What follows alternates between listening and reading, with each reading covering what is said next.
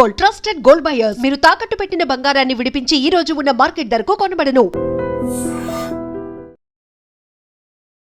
నమస్కారం, welcome to I dream. ధర్మ మార్గం విత్ విజిత కార్యక్రమానికి స్వాగతం. ప్రస్తుతం మనతో పాటు ఉన్నారు ప్రముఖ ఆధ్యాత్మికవేత్త ముదిగొండ చంద్రశేఖర శర్మ గారు. ఇప్పుడు వారితో మాట్లాడి మనకున్న సందేహాలన్నింటినీ కూడా నివృత్తి చేసుకునే ప్రయత్నం చేద్దాం.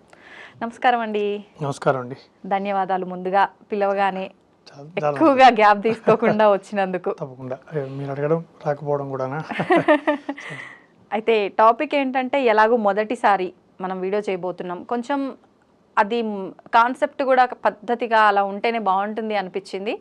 ఏంటి అంటే, ఆచారాలు వ్యవహారాలు అని చెప్పి మాట్లాడుతూ ఉంటాం మనం నిత్యము కూడా.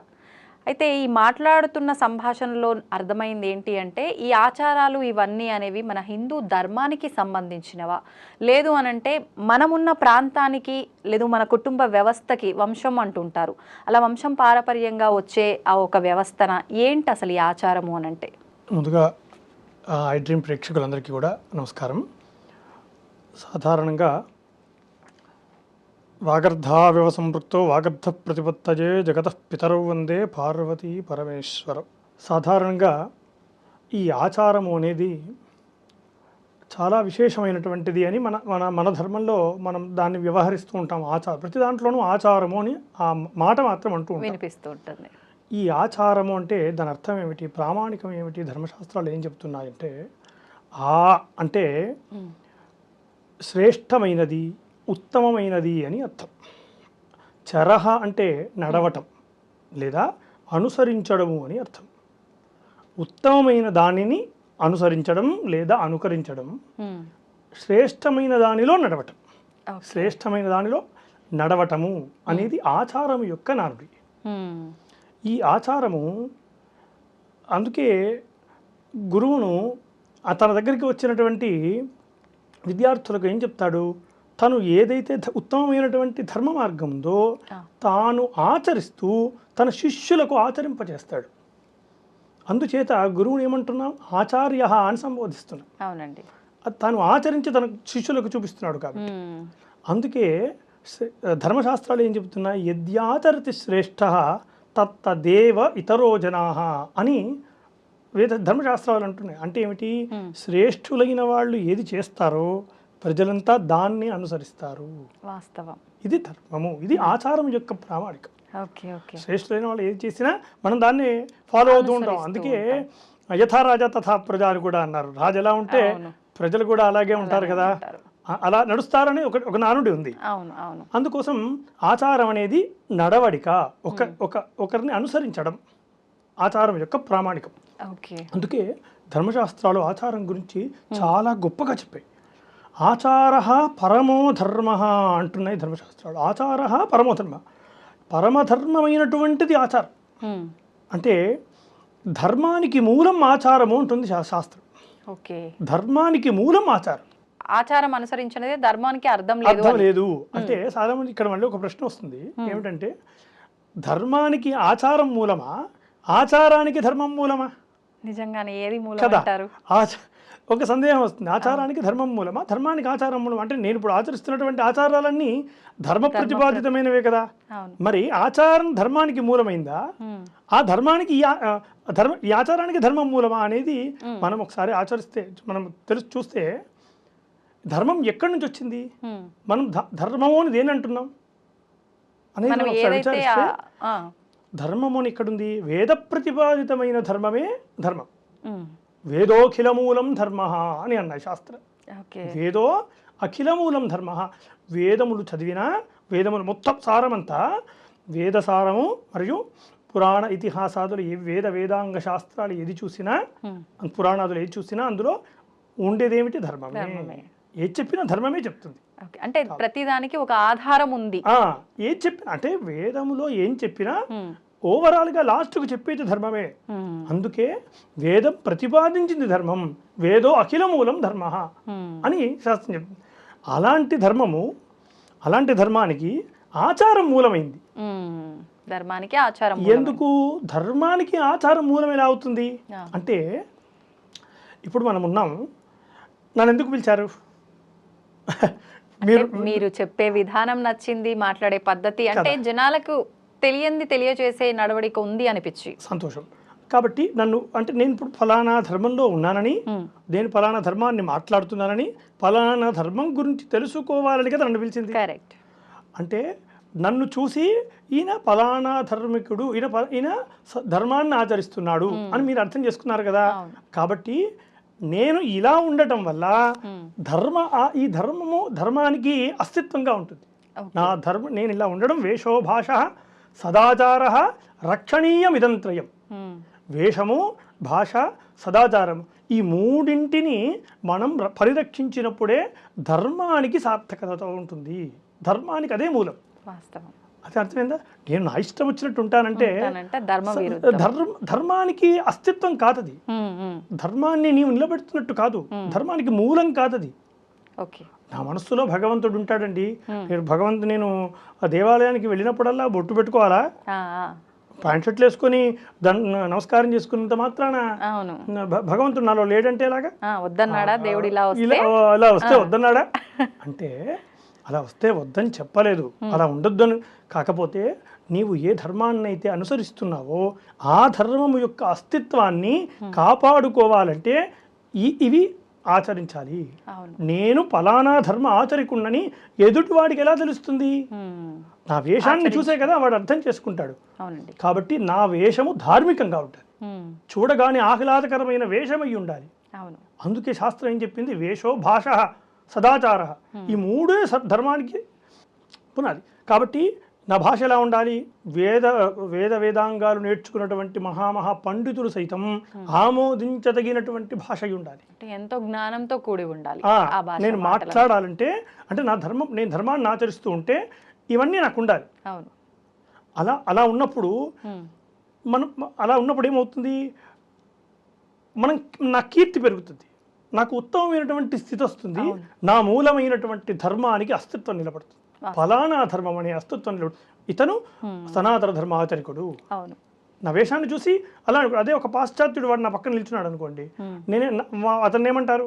పాశ్చాత్యుడు అంటారు, నన్నేమో ధార్మికుడు అని అంటారు. అవునా? అదే పాశ్చాత్యుడు ఒక బొట్టు పెట్టుకొని ఒక చిన్న పంచ కట్టుకొని ఉన్నాడు అనుకోండి, అతడు కూడా సనాతన ధర్మాన్ని ఆచరిస్తున్నాడు అని అంటున్నారు. అంటే ఎందుకు? మన భాష, మన యొక్క ధర్మం, వస్త్రధార అంటే మన యొక్క ఆచారాలు ఏవైతే ఉన్నాయో వాటిని అతను పాటిస్తున్నాడు, కనీసం అవలంబిస్తున్నప్పుడు సనాతన ధర్మ ఆచరికుడని అంటున్నారు. అర్థమైంది? కాబట్టి ఆచారాలు ధర్మానికి మూలమయ్యాయి. ధర్మం సమస్తమైనటువంటి వేదములకు మూలమైంది. అలాంటి ధర్మమునకు ఆచారం మూలం. కాబట్టి ఆచారాన్ని ఆచరించడం, ఖచ్చితంగా విజ్ఞులైనటువంటి వారి చేత ఆచారాన్ని ఆచరించడం, వాళ్ళ గురించి తెలుసుకొని ఆచారం ఎలా ఉంటుంది, ఏ విధంగా ఆచరించాలి. అందుకే ధర్మశాస్త్రాలు ఆచారం గురించి చాలా గొప్పగా చెప్పాయి. వేదస్మృతి సదాచార స్వస్య చ ప్రియదర్శన ఏతచ్చతుర్విధం జ్ఞేయం సాక్షాత్ ధర్మస్య లక్షణం అంటున్నాయి. అంటే ధర్మము ఎలా ఉంటుందయ్యా అని పెద్దవాళ్ళు అడిగితే ధర్మశాస్త్రజ్ఞులు చెప్పినటువంటి మాట ఏమిటి అంటే, వేద ప్రతిపాదితమైన కర్మములు, స్మృతి ప్రతిపాదితమైన ఆచారాలు. అంటే స్మృతి ఏ విధమైనటువంటి ఆచారాలు చెప్పిందో ఆ ఆచారాలు ఆచరించడం. రెండవది వేదస్మృతి సదాచార, మంచి ఆచారాలు, నేను ఆచరిస్తున్నటువంటి పూజలు, పునస్కారాలు, ధార్మికమైన వ్యవస్థ, నేను ఉండేటువంటి తీరు, ఇదంతా కూడా సదాచారం కిందికి వస్తుంది. స్వస్యచ అంటే నా మనస్సు కూడా ఆహ్లాదకరమైనటువంటి మనస్సు, నేను ఇష్టపడేటువంటి దైవం, ఇవన్నీ కూడా నా భావనలు, నా యొక్క అంతర్లీనమైనటువంటి భావనలు ఏమంటారు? ఈ నాలుగు కూడా ఎలా ఉండాలి? ధార్మికంగా ఉండాలి. ఈ నాలుగు ఉన్నటువంటి వాడు, ధార్మికంగా ఉన్నటువంటి వాడు ఏమవుతున్నాడు? అదే ధర్మ లక్షణము ఉంటుంది. ధర్మం ఎక్కడుంది? ఈ నాలుగు ఎక్కడైతే స్థిరంగా ఉన్నాయో అక్కడ ధర్మం ఉన్నది. అదే సాక్షాత్ ధర్మస్య లక్షణం అంది శాస్త్రం. ధర్మస్వరూపము అక్కడ కనబడుతుంది. అంధానుకరమణ్యేషాం అకీర్తి కరముచ్యతే. లేదు, ఇలా కాదు, నాకు ఇష్టం వచ్చినట్టుగా నేను ఉంటాను, నా ఇష్టం వచ్చినట్టుగా నేను ప్రవర్తిస్తాను, నా ఇష్టం వచ్చినటువంటి అనుకరణ చేస్తాను, ఏది నచ్చుద్దా ఆ అనుకరణ చేస్తాను అంటే నీది కాందాని నీవు అంధానుకరమణ్యేషాం, కళ్ళు గుడ్డిగా మూసుకొని పోయి పక్కవాడి దాన్ని అనుసరిస్తే అకీర్తి కరముచ్యతే. నీ కీర్తి పోవడమే కాకుండా పాపం కూడా చుట్టుకుంటుంది. అకీర్తికరముచ్యతే, అకీర్తి కలుగుతుందని ధర్మశాస్త్రాలు వేడుకున్నాయి. అందుకోసం ఆచరణాత్మకమైన చర్యలు చేయటం ధర్మానికి మూలమవుతున్నాయి. నా ధర్మాన్ని అస్తిత్వం కాపాడుకోవాలంటే ఆచారాలను ఆచరించాలి. అది ఆచారాలు సాక్షాత్తు రాముడు దేవుడు అయినప్పటికీ మానవ రూపంలో ఉన్నందువల్ల ఈ ధార్మికతను అంతా పాటించిండు కాబట్టే విగ్రహ రూపంలో ఉన్న ఆ దేవుణ్ణి ధర్మానికి ప్రతిరూపం అని అంటాం కదా.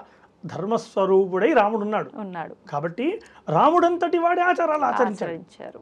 అవును, రాముడంతటి వాడు విస్మరించాడు అన్నింటినీ? లేదు కదా. తనకి ఏ ధర్మాలు అయితే ఆపాదించారో ఆ ధర్మాలన్నింటినీ ఆచారాలన్నింటినీ పాటించాడు. ఆయనే కదా ఆ మార్గదర్శి. అందుచేత ఆచారాలను పాటించడం ఉత్తమం. ఆచారం యొక్క నానుడు ఇది. అసలు ఆచారం అంటున్నాము, అనుసరించాలి, పాటించాలి అంటున్నాం. ఎన్ని రకాల ఆచారాలు ఉన్నాయి మన హిందూ ధర్మంలో? మంచి ప్రశ్న. ఇది చాలామందికి తెలియాల్సినటువంటి అంశం. మన భారత భూమిలో, భరతఖండంలో అనేక రకాల ఆచారాలు ఉన్నాయి. అంటే ఆచారం అంటే ఏమిటి? మార్గము అని కూడా చెప్పుకోవచ్చు. ఇందాక చెప్పాను కదా, ఉత్తమమైనటువంటి మార్గము అని అర్థం. ఈ ఉత్తమమైనటువంటి మార్గాలు అనేక రకాలుగా ఉన్నాయి. అంటే మన వైపు వస్తే వేదాన్ని మాత్రమే అధ్యయనం చేస్తూ, వేద సేవన చేస్తూ, వేద పోషణ చేస్తూ, వేదాన్ని పరిరక్షిస్తూ ఉండేటువంటి వాళ్ళని వేదాచారమని, శైవులు అని ఉంటారు. వీరశైవులు, శుద్ధ శైవులు, కాశ్మీర శైవులు అని కాశ్మీరంలో ఉండేవారు. కాశ్మీర శైవులు, కాపాలికులు, నాయికా సాధకులు, అఘోరీలు, వీళ్ళందరూ ఆచరించేటువంటి ఈ ఆచారం ఏదైతే ఉందో దీన్ని శైవాచారము అని అంటారు. శుద్ధ శైవులు, లింగాయతులు అని అంటారు కదా. వీళ్ళందరూ ఆచరించేటువంటి ఆచారాలను శైవాచారము అని. వైష్ణవులు ఉన్నారు కదా, వైష్ణవులు, వైఖానసులు లేదా ఇత్యాది వైష్ణవ సంప్రదాయాన్ని ఆచరించే వాళ్ళందరిది వైష్ణవాచారం అని. ఇది ఇట్లాగా ఒక్కొక్క రకమైన ఆచారాలు ఉన్నాయి. మరి భృత్యాచారమని, సమయాచారమని, వామాచారమని, కౌలాచారమని, సిద్ధాంతాచారమని, చీని, మహాచీని, శంబరాచారమని, ఇలా అనేక రకాల ఆచారాలు ఉన్నాయి. మనం ఇప్పుడు ఆచరిస్తున్నటువంటి ఆచారాన్ని దక్షిణాచారము అని అంటారు. సాధారణంగా ఇప్పుడు హిందువులంతా ఒక్కటే, మన హిందూ ధర్మము అందరినీ ఏకత్రాటి పైన నిలబెట్టడమే మన హిందూ ధర్మం గొప్పతనం అంటాము. మరి ఇన్ని ఆచారాలు ఎందుకు? అంటే ఒక ఆచారం ఉండి దాంట్లోనే అందరము ఇమిడీకృతమై ఉండొచ్చు కదా, ఎందుకని ఇన్ని ఆచారాలు? మంచి ప్రశ్న. ఇప్పుడు మీరు వైజాగ్కి వెళ్ళాలనుకోండి, ఎలా వెళ్తారు మీరు? ట్రైన్లోనో, బస్లోనో, ఫ్లైట్లోనో, ఏదో ఒక మార్గం అయితే ఎంచుకుంటాం. ఎందుకు అన్ని మార్గాలు? అందరూ ఒకే మార్గం వెళ్ళొచ్చు కదా. అంటే ఎవరికి ఏది సౌకర్యంగా ఉంటుందో అది ఎంచుకుంటారు. కాబట్టి ఎవరికి ఏది సౌకర్యత ఉంటుందో వారి సామర్థ్యాన్ని బట్టి ఆయా మార్గాలు నిర్మితమయ్యాయి. రోడ్డు మీద వెళ్ళే వాళ్ళు వైజాగ్కి రోడ్డు మీద కూడా పలు రకాలుగా, పలు తీర్లుగా వెళ్తారు.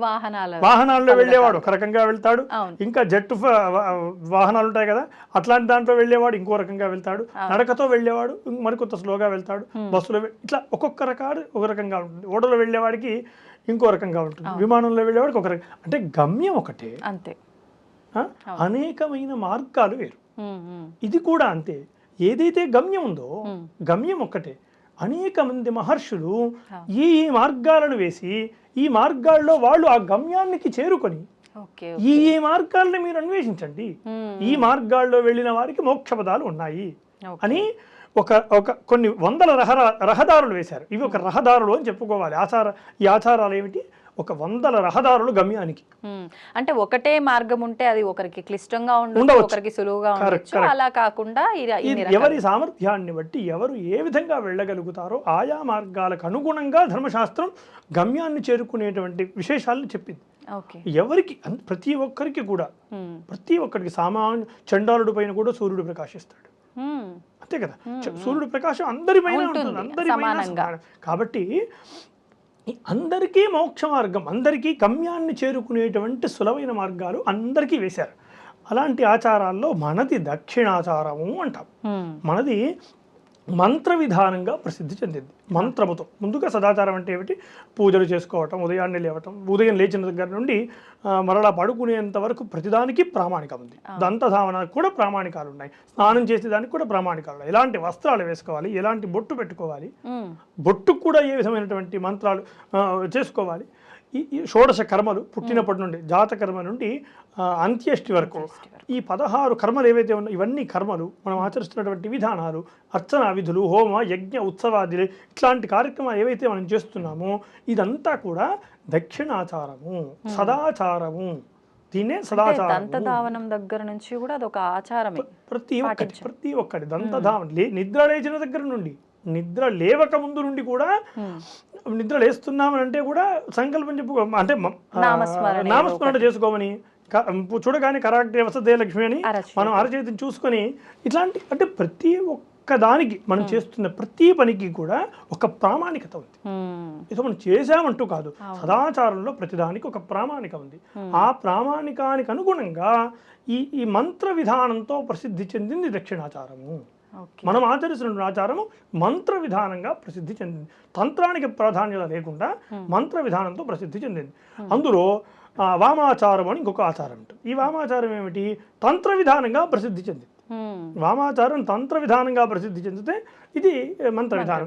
రెండవది ఇంకా ఈ వామాచారంలో ఇంకోటి అంటారు రహస్యాచారము అంటారు. వామాచారాన్ని గుప్తమైనటువంటి ఆచారం, చాలా గుప్తమై హైడెన్, అది గుప్తమైనటువంటి ఆచారము వామాచారం. అది ఎవరు ఆచరిస్తారు అలా అంటే గుప్తంగా? గుప్తాచారం ఉన్నారు, వామాచారాలను ఆచరించే వాళ్ళు చాలా మంది ఉన్నారు. అది రహస్యపూర్వకంగా ఆచరించేటువంటిది అని అర్థం. అంటే నలుగురికి తెలిసేటట్టుగా ఉండకూడదు, దాంట్లో చేసేవన్నీ ఉండకూడదు.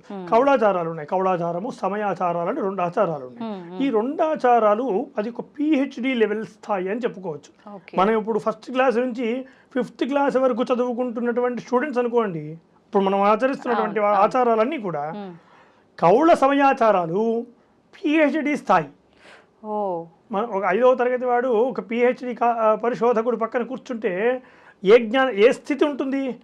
కాబట్టి ఆ స్థితి కౌళాచార సమయాచారాలకు, మనం ఆచరిస్తున్నటువంటి ఆచారాలకు ఉంటుంది. అంత గొప్పదైనటువంటి ఆచారాలు. మనం ఇవి ఆచరించడానికే చాలా నియమాలు కఠినంగా ఉంది అనుకుంటున్నాం కదండి. అందుకే లలితా సహస్రనామంలో కులోత్తీర్ణాభగారాధ్య మాయా మధుమతి మహి అని లలితా సహస్రనామ స్తోత్రంలో కౌళ మార్గం గురించి చాలా గొప్పగా చెప్తారు. సమయాచార తత్పర అని అమ్మవారిని సమయాచార తత్పర అంటే ఈ సదాచారములో అన్ని ధర్మాలను ఒక్కొక్క మెట్టుగా ఆచరిస్తూ ఇన్ని PhD స్థాయి వరకు చదువుకొని ఆ స్థాయికి వచ్చి, అంటే జ్ఞానం పరిపూర్ణమైనటువంటి జ్ఞానాన్ని పొంది, ఏ జ్ఞానాన్ని అన్వేషించాలో తెలుసుకొని, జ్ఞానాన్ని పొంది కాదు, ఏ జ్ఞానాన్ని అన్వేషించాలో ఒక గురుముఖత మనం చేస్తున్నటువంటి ఆచారాలుగా తెలుసుకొని, ఆ తర్వాత ఈ కౌళాచారము కానీ ఈ సమయాచారంలో గమ్యాన్ని చేరుకోవటం, అది ఉత్తమమైనటువంటి మార్గము అని కౌళ సమయాచారాలు అక్కడి దాకా వెళ్ళిన వాడికి తెలుస్తాయి. చాలా విశేషమైన ఆచారాలు అవి. ఈ వామాచారం అనేది గుప్తమైనటువంటి ఆచారాలు, ఎవరైనా ఆచరించవచ్చు వామాచారం, కానీ అది చాలా గుప్తమైనటువంటిది, రహస్యమైన ఆచారాల్లో వామాచారం ఒకటి. అంటే ఈ వామాచారం ఒకటే ఎవరైనా ఆచరించవచ్చా? ఇప్పుడు మనం దక్షిణాచారంలో ఉన్నామన్నారు, మనము ఇందులో ఉండి కౌలాచారానికి సంబంధించిన విధానాలు, వామాచారానికి సంబంధించిన విధానాలు ఆచరించవచ్చా? కాదండి, ఇలా 2 పడవల మీద కాళ్ళు వేయకూడదు. ఎప్పుడైనా 2 పడవల మీద కాళ్ళు వేసి వెళ్ళడం ఎవరికి ప్రమాదం? మనకే ప్రమాదం. అవునా? అటు ఇటు ఏ ధర్మాన్ని ఆచరిస్తాం, ఎక్కడికైనా వెళ్ళాలి కదా. కానీ ఏ ధర్మం, ఏ ఆచారమైనా ఒకే ఆచారాన్ని ఆచరిస్తూ అనుసరిస్తూ దానిలోని మర్మాలను తెలుసుకుంటూ ఒక్కొక్క మెట్టు దాటుకుంటూ మనం పైకెక్కాలి. అంటే ఏదైనా ఒకటే ఒకే ఆచారమును ఆచరించాలి. 36 రకాల ఆచారాలు ఆచరిస్తే అగమ్య గోచరం అవుతుంది. అన్ని రకాలుగా ఆచారాలు ఆచరించకూడదు. అందుకు అది ధర్మం చెప్పింది ఏమిటి? ఒక్క దారిలో వెళ్ళు. లేదు కౌళాచారమే వెళ్తావా, ఆ ఆచారంలోనే వెళ్ళు. ఏదైనా ఒకే ఒక్క మార్గాన్ని అనుసరించమని చెప్పేది ధర్మశాస్త్రం. అన్ని రకాల ధర్మశాస్త్రాలు కలిపేసి చేసుకోవడం, ఏది సులభం అయితే అది దాంట్లోకి వెళ్ళిపోవడం అనేది సమంజసమైనది కాదు. ఓకే, అయితే ఇప్పుడు ఆచారాలు ఏంటి, ఎన్ని రకాలుగా ఉన్నాయి మాట్లాడుకున్నాం. అందులోంచి ముఖ్యంగా తీసుకుంటే ఇప్పుడు మీరు మాట్లాడిన దాన్ని బట్టి ఈ 3 ఆచారాల విషయానికి వస్తే, ఇప్పుడు దక్షిణ ఆచారము అని అంటే ఎలాగో ఇప్పుడు మనం ఆచరించేది అంటే సాత్విక రూపంలో, మంత్ర రూపంలో ఆచరణలు, తంత్ర రూపంలో అన్నారు అంటే వామాచారం. అసలు ఏంటి తంత్రము అని అంటే? మా అందరికీ గుర్తొచ్చేది ఇప్పుడు నా మైండ్లో తంత్రము అనగానే ఇదేదో చేతబళ్ళు, నెగిటివ్ ఎనర్జీస్, ఈ రకమైన పూజలు ఏమో అనే ఒక అపోహ ఉంది. అది అపోహనో నిజమో కూడా నాకు క్లారిటీ లేదు. నా అలాగే చాలా మందికి ఉంటుంది. అసలు ఏంటి తంత్రం అంటే ఏంటి, ఏ రకమైన విధానం ఉంటుంది? మంచి ప్రశ్న. తంత్రము అంటే ఈ తంత్రము అనే అక్షరాల్లో త అంటే విస్తరణ, వ్యాప్తి అని అర్థం అవుతుంది. త్రం అంటే పరిరక్షించుట అని అర్థం. మననాత్రాయతే ఇది మంత్ర. మననము చేత రక్షించునది మంత్రం. మననం చేయడం ద్వారా రక్షించున్నది మంత్రం అయితే ఈ తంత్రం ఏమిటి అంటే విస్తరణ వ్యాప్తితో పరిరక్షించునది, పరిరక్షించబడేది. అంటే ఏ రకంగా? జ్ఞానమును వ్యాప్తింపజేయటం. తన్యతే విస్తార్యతే జ్ఞానం అంటే నలుగురికి చెప్పడం అనుకోవచ్చా ఏదైనా ఉంటే? కాదండి, అది గుప్తమైనటువంటిది. తంత్రము అనేదే లుప్తమైనటువంటి, చాలా లుప్తమైనటువంటిది. తంత్రంలో మీకు మంత్రము లుప్తమైపోయి తంత్రము ముద్రా విధానమైనటువంటి తంత్రాలు చేస్తూ ఉంటారు. అసలు తంత్రం అంటే ఏమిటంటే, తంత్రం ఏం చెప్తుంది అంటే తన్యతే విస్తార్యతే జ్ఞానం. అయితే ఈ విస్తరణను జ్ఞాన విస్తరణ, ఏ జ్ఞానము? ఆత్మజ్ఞాన విస్తరణ చేస్తూ దాన్ని పరిరక్షించేటువంటి వాడు చేసేదే తంత్రము.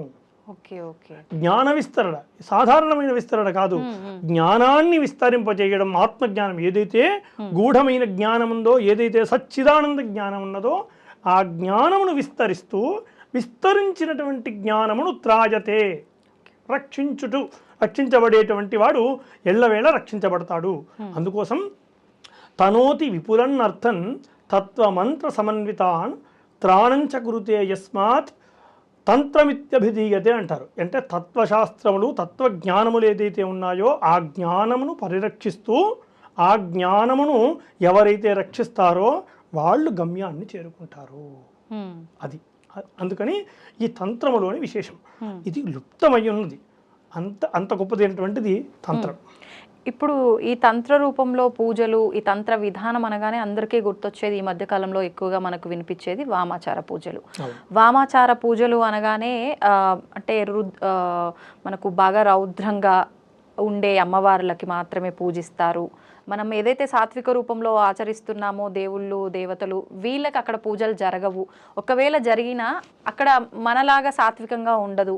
ఖచ్చితంగా పంచమకార పూజలు చేయాల్సిందే, ఖచ్చితంగా కొన్ని రకాల బలులు ఇవ్వాల్సిందే, మద్యం మాంసం ఇవన్నీ అని చెప్పి ఇప్పుడు వింటున్నాం. ఇప్పుడు చిన్న పిల్లాడు ఎవరైనా యూట్యూబ్ చూసే పిల్లోని పిలిచి అడిగినా కూడా వామాచార పూజలు అనగానే మాంసం పెడతారంట, పచ్చి మాంసం అయినా నివేదన చేస్తారు, వండిందైనా సరే ఏకంగా మద్యం బాటిల్సే పెట్టేస్తారు అని చెప్పి చెప్పేస్తారు.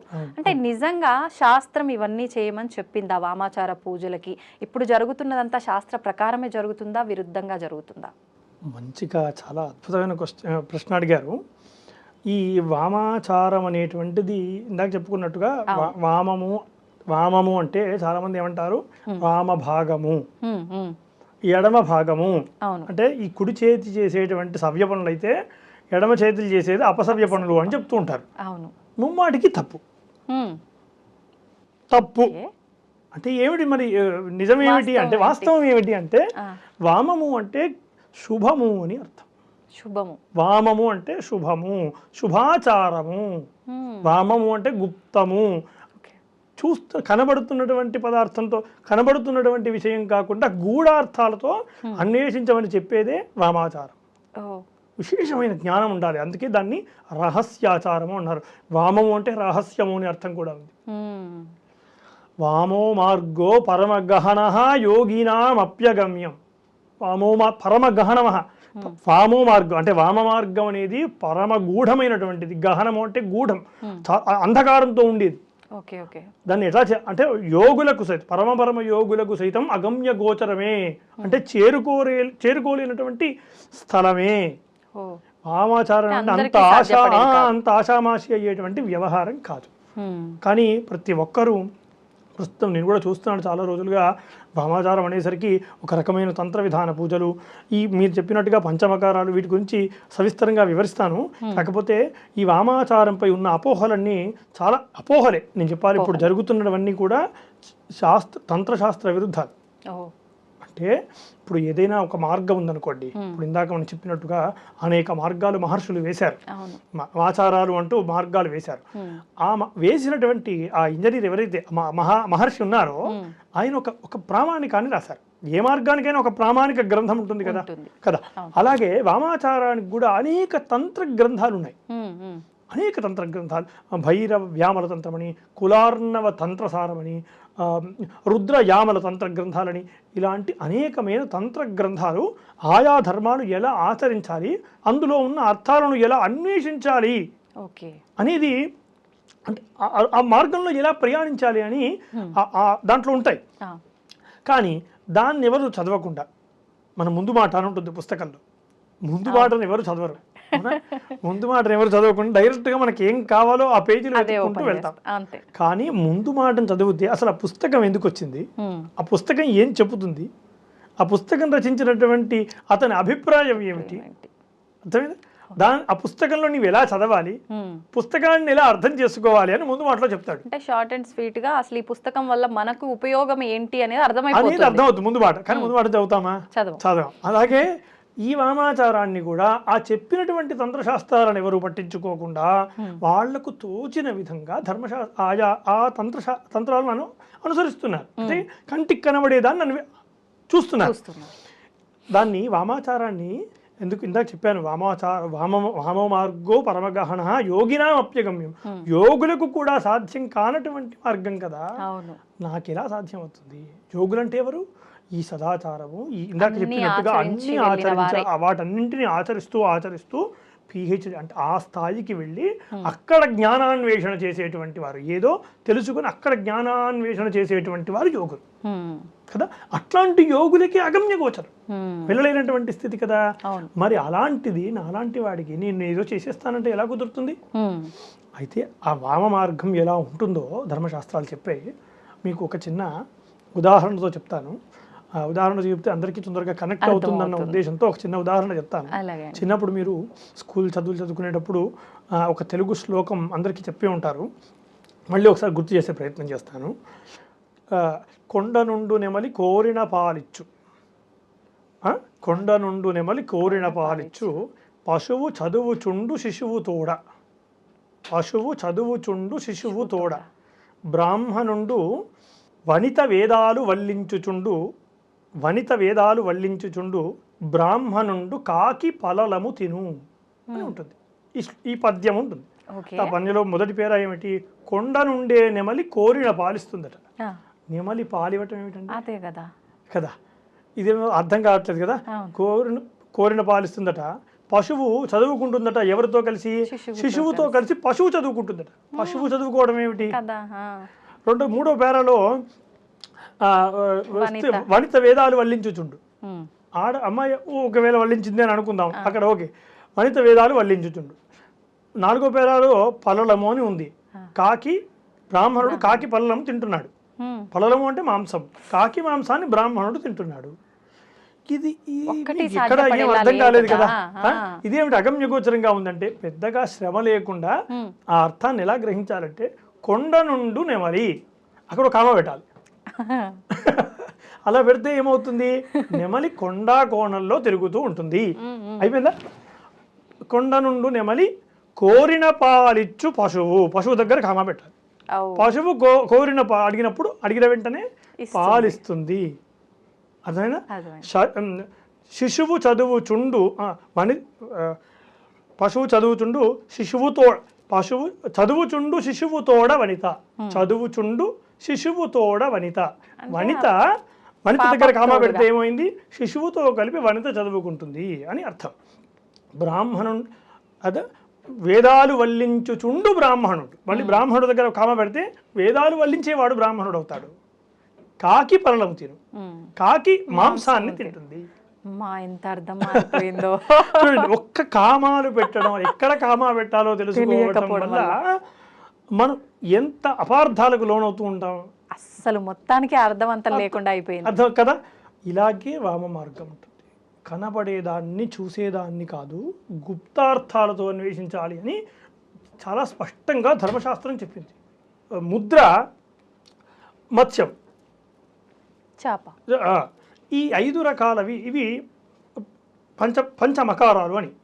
అయితే ఈ 5 రకాలు అక్కడ కంటికి కనబడుతున్నటువంటి పదాలతో చూడటం కాకుండా గూఢార్థాలతో అన్వేషించమని వామ మార్గం చెబుతుంది. అంటే ఏ రకంగా? కంటి మద్యము అంటే ఎలా అన్వేషించాలి? సాధారణంగా మద్యము బ్రాహ్మణుడికి, ఎవరైనా బ్రాహ్మణుడు మద్యం ఆ యొక్క మార్గంలో అన్వేషించేవాడైతే మద్య సాధన చేయాలనుకోండి, మద్యాన్ని సమర్పించాలనుకోండి, ఎలాగా బెల్లము అల్లము కలిపినటువంటి నీటిని బ్రాహ్మణుడికి మద్యముగా పరిగణించమని చెప్పింది. బెల్లము అల్లము కలిపినటువంటి నీటిని మద్యము, అదే మద్యం. అంతే తప్ప ఏదో దొరికినటువంటి మా విస్కీలు బ్రాండీలు తీసుకొచ్చి తాగడం కాదు. ఇది కాదు అన్వేషించడం. అంటే నివేదన చేయాల్సిన విషయంలో నివేదనని నీవు ఏదైతే నివేదించాలో ఇదే చెయ్యాలి. ఇదే ధర్మశాస్త్రం చెప్పింది. బ్రాహ్మణుడికి బెల్లము అల్లము కలిపినటువంటి నీరు, క్షత్రియులకు కంచు పాత్రలో కొబ్బరి నీళ్లు పోసుకుంటే మద్యము అని అంటారు. క్షత్రియులకి కంచు పాత్రలో కొబ్బరి నీళ్లు పోసుకుంటే అది మద్యంతో సమానం. అలాగే వైశ్యులకు రాగి పాత్రలో తేనె పోసుకుంటే మద్యముతో సమానం. అలాగే శూద్రునికి రాగి పాత్రలో పాలు పోసుకుంటే మద్యముతో సమానము. అంటే పదార్థము పాత్రలో ఎక్కడ ఏ పాత్రలో వేస్తున్నామో పట్టి అర్థం మారిపోతుంది అక్కడ. అదే మద్యము తప్ప విస్కీ బ్రాండీలు మాత్రం కానే కాదు. మనం చూస్తున్నటువంటి ఈ మద్యము మాత్రం, మనం ఏదైతే వ్యవహారంలో మనం మద్యం అంటున్నామో, వామాచారములో మద్యం గురించి ఏం చెప్పింది అనేది ఇది. వామాచారంలో చెప్పినటువంటి మద్యం ఇది. దానికి ఉన్న పేరును తీసుకువచ్చి ప్రస్తుత లౌకికంలో ఉన్నటువంటి మద్యాలకు ఆపాదించి ఈ మద్యమే పెట్టమన్నారేమో అనుకొని ఇవి తీసుకొని వెళ్ళి హోమాల్లో పోయడం, ఇవి తీసుకొని ఇంకెక్కడో చేసుకోవటం, ఈ మార్గంలో అన్వేషించే వాళ్ళు ఇది తాగుడు ఒక కర్మగా పెట్టుకోవడం అనేది అది ధర్మ విరుద్ధము, వామాచారం యొక్క విరుద్ధం. ఇప్పుడు ఒక చిన్న డౌట్ అండి, మీరు చెప్పిన వివరణను బట్టి ఇప్పుడు మీరు బెల్లము అల్లము కలిపింది అది మద్యము, నివేదన చేయాల్సింది కూడా అదే అన్నారు, ఫుల్ క్లారిటీ. కానీ ఆలయంలో కూడా భగవంతుడి దగ్గర మద్యము అన్న విషయంలో మీరు చెప్పినట్టుగా ఇది నివేదన చేయకుండా డైరెక్ట్గా అవి చేస్తున్నారు. అవి ముమ్మాటికి తప్పండి, అదే చెప్తున్నాను. అవి ఆ యొక్క ఏదైతే కంటికి కనబడుతుందో అది మనం చెప్పినటువంటి పదాన్ని తీసుకువచ్చి ఇప్పుడు లౌకిక భాషలో ఉన్న పదానికి ఆపాదించడం వల్ల ఇప్పుడు మద్యం అంటే మనకేమి ఇవే కదా, ఆల్కహాలే కదా, అవి తీసుకుని వచ్చిన నివేదన చేస్తున్నారు. కానీ ఆ మద్యం గురించి చెప్పలేదు. కానీ ఇప్పుడు ఒక ఆలయాన్ని వాళ్ళు ఒక వ్యవస్థాపకులుగా ఉన్నారు అక్కడ అంటే వాళ్ళు ఖచ్చితంగా ఎంతో కొంత శాస్త్రాలు వేదాలు చదివి ఉన్నవారే, జ్ఞానం ఉన్నవారే అయ్యి ఉంటారు. లేదు వాళ్ళు అలాంటి వారి సలహాలు సహాయమైన తీసుకుంటారు. ఇంత పొరపాటు ఎలా జరుగుతుంది అని దాన్ని అర్థం చేసుకోలేకపోవటం. ఓకే, వామ మార్గాన్ని సరైన దిశలో అర్థం చేసుకోలేకపోవటం. వామ మార్గం అది చెప్తున్నాను కదా, యోగులకే అగమ్య గోచరం అనేటువంటి అంత గూఢమైనటువంటి రహస్యమైనటువంటి మార్గం అయితే సాధారణమైన మానవులకు ఎలా సిద్ధిస్తుంది? ఎవరు పడితే వారు వచ్చేసి చేసేసుకొని అలా వెళ్తారు కదా. కాకపోతే అందుకోసమే వామ మార్గం అంత గుప్తమైనటువంటి మార్గంగా ఉంది. అందుకోసం ఈ నియమాలు పెట్టింది. ఇప్పుడు మీరు వివరించిన దాన్ని బట్టి మద్యము అనంటే ఓకే, అదొక మంచి వివరణ అయితే వచ్చింది. మరి మాంసము అని అంటే ఏంటండి? ఇప్పుడు నిజంగా కళ్ళ ముందర పచ్చి మాంసమే అవ్వచ్చు, డైరెక్ట్గా బలిచ్చి దాన్ని వండి అక్కడే నివేదన చేయడం కావచ్చు, ఈ విధానం చూస్తున్నాం. దీని విషయంలో అపార్థం ఎలా చేసుకొని ఉండొచ్చు? 100% ఇందాక మద్యంని ఏ విధంగా అపార్థం చేసుకున్నారో ఈ మాంసం అన్న శబ్దాన్ని కూడా అలాగే అర్థం, అంటే లౌకిక పదానికి ఉన్నటువంటి అర్థాన్ని దానికి ఆపాదిస్తున్నారు. అయితే తంత్రశాస్త్రాలు చాలా చాలా విషయంగా చెప్తాయి, ఏవైనా చెప్తాయి. దాన్ని అర్థం చేసుకోలేని తత్వం మనది. సరైన గురువు దాన్ని వివరణ తెలుసుకొని దాన్ని ఆచరించడం అది యోగులకు మాత్రమే సాధ్యం. అది అర్థం చేసుకోలేకపోవడం అని ఇది. ఇంకోటి ఏమిటి, తంత్రశాస్త్రాలు ఏం చెప్తున్నాయంటే మద్య విషయంలో కామక్రోధ సులోభమోహ పశుకాం చిత్వా వివేకిన మాంసం నిర్విషయం పరాత్మ సుఖదం భుంజంతి తే వై బుధ. మాంసం విషయంలో భైరవ వ్యామల తంత్ర గ్రంథం చెప్తుంది. ఎవరో కాదు, ఈ వామ మార్గానికి ఏదైతే ప్రధాన తంత్రశాస్త్రాలు ఉన్నాయో అందులో ఒకటైన భైరవ వ్యామల తంత్రమే మాంసం గురించి చెప్పినటువంటి శ్లోకం ఇది. ప్రామాణికము, నువ్వు మాంసాన్ని ఏం తీసుకుంటావు అని, నువ్వు మాంసం అంటే ఏది పడితే అది తీసుకోకు, మాంసం అంటే ఎదిరా నాయన అని భైరవ్యామల తంత్రం చెప్పింది. ఏమిటి, కామ క్రోధ లోభ మదము మాత్సర్యం ఏవైతే ఇవి ఉన్నాయో అరిషడ్ వర్గాలు ఉన్నాయో ఈ అరిషడ్ వర్గాలను ఒక జ్ఞానము చిత్వా వివేకిన ఈ అరిషడ్ వర్గాలను మాంసముగా చిత్వా అంటే నరకడం. దేంతో నరకడం? వివేకము అనేటువంటి ఖడ్గంతో నరకడం. అర్థమైందా? వివేకం అనేటువంటి ఖడ్గంతో నరికి అక్కడ చూడండి. చాలా మంది ఏమనిపిస్తారు, ఇది మాంసము అని చెప్పారు కదా, మాంసం అన్న దగ్గర ఈ అరిషడ్ వర్గాలను ఈ ఏదైతే చెప్పిందో కామక్రోధ లోభ మదమోహాలని ఈ అరిషడ్ వర్గాల యొక్క పదాన్ని అర్థం చేసుకోలేక ఇది మాత్రమే అర్థం చేసుకుని మాంసం నిర్విషయం పరాత్మ సుఖదం భుంజంతి తే వై బుధ అంటే నిర్విషయం ఆయా ఏవైతే అరిషడ్ వర్గాలు ఉన్నాయో వాటిపైన ఏమాత్రం ఆసక్తి లేనటువంటి వివేకము అనేటువంటి ఖడ్గంతో వాటిని నరికేసి ఆయా వాటిని వదిలేసి, అర్థమైందా? వాటిని వదిలేసి అంటే వాటిని వదిలేసి నిర్విషయం వదిలేసేసి వాటిని పరాత్మ సుఖదం, అప్పుడు ఆ పరమాత్మమైనటువంటి సుఖాన్ని పొందేటువంటిదే మాంసము. పరాత్మ సుఖదం ఏదైతే నువ్వు ఈ ఆరిటిని వదిలేస్తావో ఆ వదిలేసిన తర్వాత నీకు వచ్చేటువంటి ఆ ఉత్తమమైనటువంటి స్థితి ఏదైతే ఉందో అదే మాంసం రా.